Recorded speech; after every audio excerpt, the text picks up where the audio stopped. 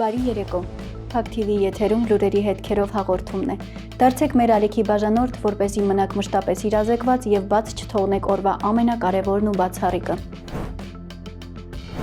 Նախորդին ժամը 18:00-ի սահմանում ներքին գործերի նախարարության ոստիկանության օպերատիվ կառավարման կենտրոն հաղորդում ստացվեց, որ Գեղարքունիքի մարզի Ծափաթաղ գյուղի բնակիչ 2022 թվականին ծնված Տիգրան Ավանեսովը ժամը 4:30-ի սահմաններում կորել է։ Փրկարար ծառայությունը ձեռնարկում է որոնողական ծավալուն աշխատանքներ։ Երեխայի գտնվելու վայրի վերաբերյալ տեղեկություն ունեցողներին խնդրում են անմիջապես դիմել ոստիկանության մոտակա բաժին կամ զանգահարել 102 911։ Շամշանքոմն էլ իր հերթին հայտնում է, արդեն ժամեր շարունակ փրկարարները, պարեկները, համայնքային ու քրեական ոստիկանները, կարելի ասել ողջ գյուղը Ծափաթաղ բնակավայրում եւ հարակից անտառային հատվածներում որոնողական աշխատանքներ են կատարում, որպեսզի հայտնաբերեն 3-ամյա փոքրիկին։ Նա կորել է ու ծնողները, երբ տեսել են, որ երեխան տանն ու տան հարակից տարածքում չէ, ահազանգել են 911։ Աղբյուրը հայտնում է, որ որոնվող երեխան 3-ամյա Տիգրանն է, իսկ ծնողները նրան փնտրում են ժամը 3:30-ից սկսած։ Փոքրիկ Տիգրանի որոնողական աշխատանքներին են միացել նաև Պաշտպանության նախարարության զինծառայողները,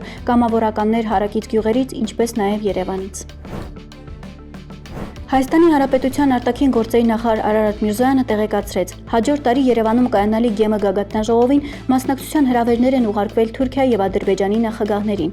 Ինչի ենք դժվար պատկերացնում նախագահ Էրդողանի այցը Երևան, երբ արդեն եղել է վարչապետ Փաշինյանի այցը Անկարա։ Այսօր չեք պատկերացնում, համաձայնեք, որ 1.5 ամիս հետո ամեն ինչ այլ կարող է լինել։ Այսօր չեք պատկերացնում, չէ, վարչապետ Փաշինյանի այցը Բաքու։ Ժամանակ է ընթանալու 1 ամիս, 10 տարի, չգիտենք, հարցերն ինչ տեմպով կհաղթահարվեն, բայց մի օր այս իրավիճակը լինելու է։ Նման հայտարարություն է արել արտաքին գործերի նախարար Արարատ Միրզոյանը։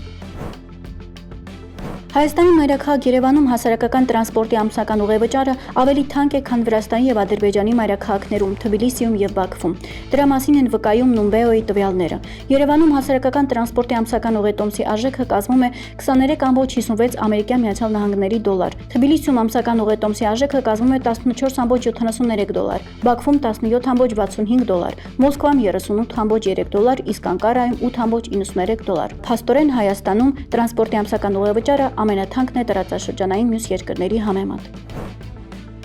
Հենց այսօրվանից պատրաստ ենք ապահովել բեռնատար ավտոմեքենաների տարանցումը Թուրքիայից դեպի Ադրբեջան եւ Ադրբեջանից դեպի Թուրքիա, մասնավորապես Մարգարը, Եղեգնաձոր, Սիսիան, Գորիս երթուղիով։ Այս պահին միակ տարբերակն է, որը մենք հենց այսօր կարող ենք իրականացնել։ Այս մասին հայտարարել է վարչապետ Փաշինյանը, արձագանքելով Բաքվի հայտարարությանը, որով Ադրբեջանը վերացնում է դեպի Հայաստան տարանցման սահմանափակումները։ Եթե ենթադրենք, որ Թուրքիայից բեռնատար է մոտենում Մարգարը անցագրային կետին, ուղևորվելու համար դեպի Ադրբեջան, մենք հենց այսօր կարող ենք ապահովել դա։ Մեր ճանապարհները մինչև Գորիս, մինչև Կորնիձոր գտնվում են լավ վիճակում։ Գիտեք, որ Կորնիձորում էլ որոշակի ենթակառուցված մենք ունենք եւ կարող ենք սպասարկել, այդ թվում հակառակ ուղղությամբ։ Այսինքն, եթե Կորնիձորի կողմից ադրբեջանական բեռնատար մոտենա անցում կատարելու համար դեպի Թուրքիա, մենք հենց այսօր կարող ենք դա իրականացնել։ Նման հայտարարություն է արել Փաշինյանը։ Նա նաեւ ասել է, որ ներկայումս ընթացքի մեջ է Ղազախստանից Ադրբեջանով դեպի Հայաստան հացահատիկի առաջին խմբականակի ներմուծումը, որը տեղի է ունենալու Ադրբեջան-Վրաստան-Հայաստան երկաթուղային երթուղով։ Ինչպես Ադրբեջանը մեզ համար վերացրել է տարանցման սահմանափակումները, նույն կերպ եւ մենք վերացնում ենք տարանցման սահմանափակումները, ընդգծել է Փաշինյանը, ասելով, որ սա Ադրբեջանին ուղղված պատասխան քայլ է։ Հիշեցնենք, Իլհամ Ալիևը հոկտեմբերի 21-ին հայտարարել էր, որ Ադրբեջանը վերացրել է իր տարածքով դեպի Հայաստան բեռների տարանցման բոլոր սահմանափակումները։ Ավելի ուշ կառավարությունից հաստատեցին դա, նշելով, որ Հայաստանը ողջունում է Ադրբեջանի նախագահի հայտարարությունը դեպի Հայաստան բեռների տարանցման բոլոր սահմանափակումները վերացնելու մասին։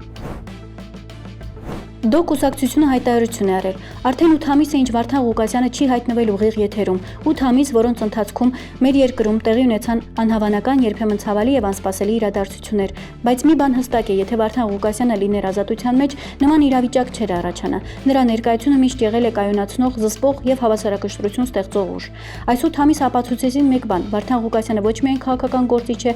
այլև միակ իրական զսպող ուժը, ով կարողանում էր կանխել վտանգավոր զարգացումները, միավորել տարբեր կողմերին եւ պահել հասարակական խաղաղությունը։ Նրա բացակայությունը բաց թողեց այն վակուումը, որը ոչ ոք չկարողացավ լրացնել։ Այո, այսօր մենք հստակ ասում ենք, Վարդան Ղուկասյանը եղել է եւ մնում է անփոխարինելի զսպող ուժ։ Նրա վերադարձը ոչ միայն արդարության վերականգնում է, այլև անհրաժեշտություն երկրի կայունության եւ հասարակական վստահության վերականգնման համար, հայտարարել են ԴՕԿ կուսակցությունից։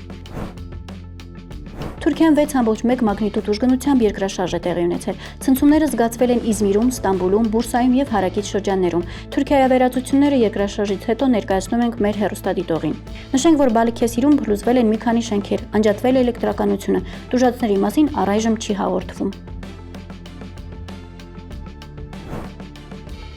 Եվ վերջում օրվա տեսանյութ։ Միջազգային տիեզերակայանի անձնակազմը հրապարակել է տեսանյութ, որտեղ պատկերված է Ատլանտիկայում ձևավորված Մելիսա փոթորիկը։ Տեսագրությունում հստակ երևում է փոթորկի կենտրոնական հատվածը, այսպես կոչված աչքը, որը ձևավորվել է գրեթե իդեալական շրջանաձևությամբ։